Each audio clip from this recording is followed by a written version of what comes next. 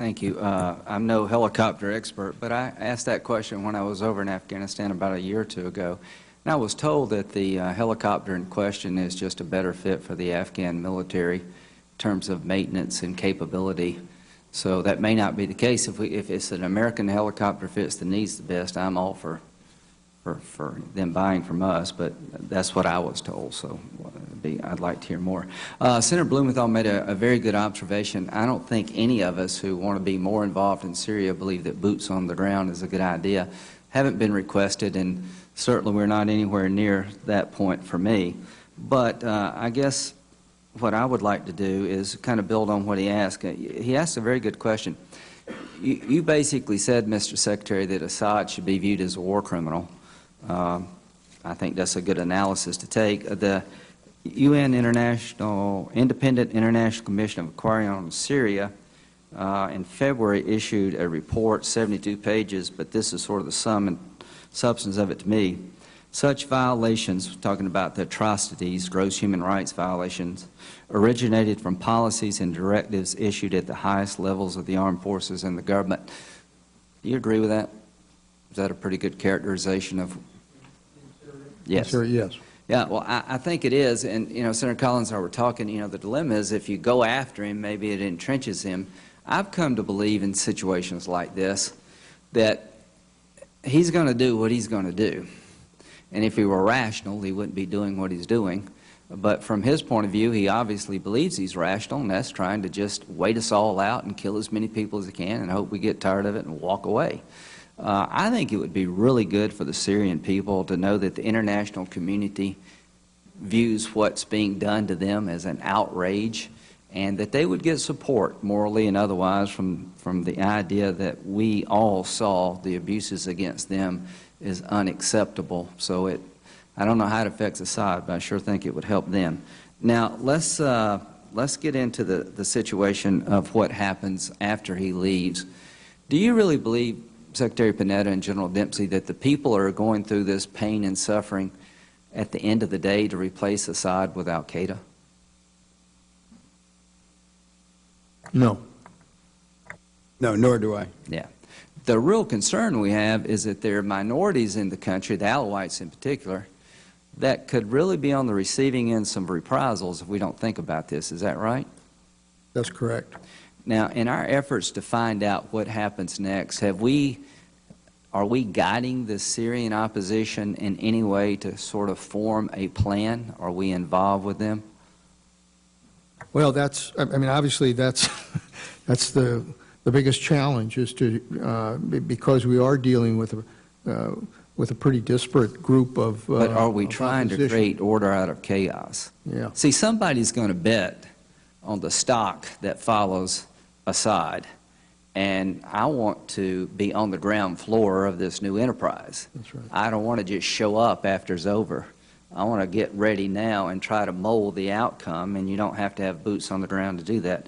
But when it comes to what happens next, do you believe that if Assad was replaced by the will of the international community, led by the United States, that may do more good regarding Iran's ambitions for nuclear weapons than sanctions? If they saw the international community take their ally down, that we had the resolve to do it? Well, let me tell you, it would certainly add to the impact of the sanctions to have this happen in convincing Iran that they're alone. Yeah, I just can't help but believe if their ally, Syria, went down because the international community led by the United States said enough is enough and did reasonable things to take him down, that wouldn't have a positive impact. Now, when it comes to planning, Senator Blumenthal asked a lot of good questions about what we're doing and what we're planning. Am I wrong to assume that from your testimony the President of the United States has not requested a military plan regarding engaging Syria? No, that's not correct. The President of the United States, through the National Security Staff, has asked us to begin the commander's estimate, the estimate of the situation. Well, that's good. So there is movement in process in DOD to provide the President some options. Is that correct? Correct. Okay. Now, when it comes to China and Russia, Do you believe they will ever change their tune at the UN, that will ever get them on board for a UN resolution like we had in Libya regarding Syria? I don't think it's totally out of the question. I think both countries, If you were a betting man, and I both know you're countries have not. been embarrassed, I think, by the stand that they took on Yep, the UN resolution. but they can withstand a lot of embarrassment. Yeah. So if you were a betting man, do you believe that they will ever come on board?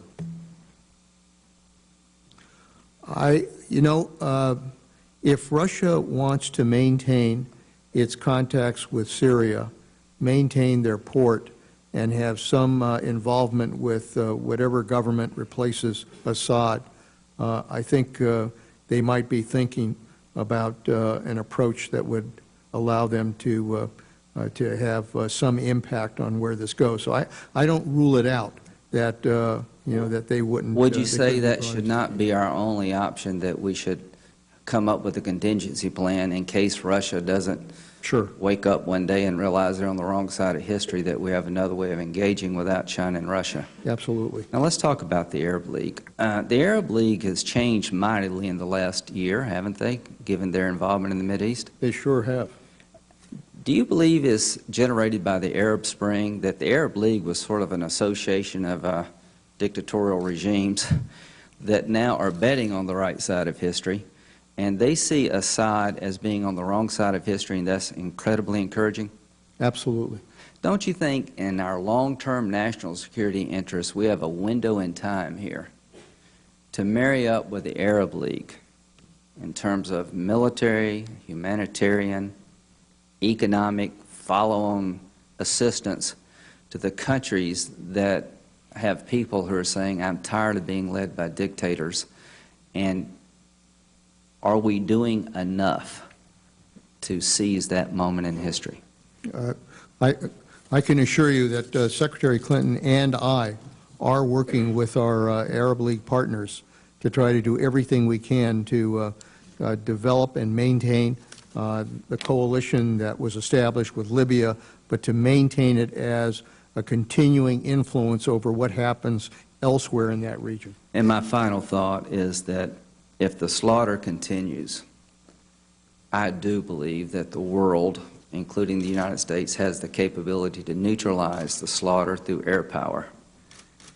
And given the way the world is and the way Syria is there a likelihood, even a remote possibility, that if we engaged the artillery forces and the tank drivers who are killing people who basically have AK-47s, that maybe the other people in tanks would get out and quit if we blew up a few of them? There's certainly that possibility. I think that is a high likelihood, so thank you both for your service. Thank you, Senator.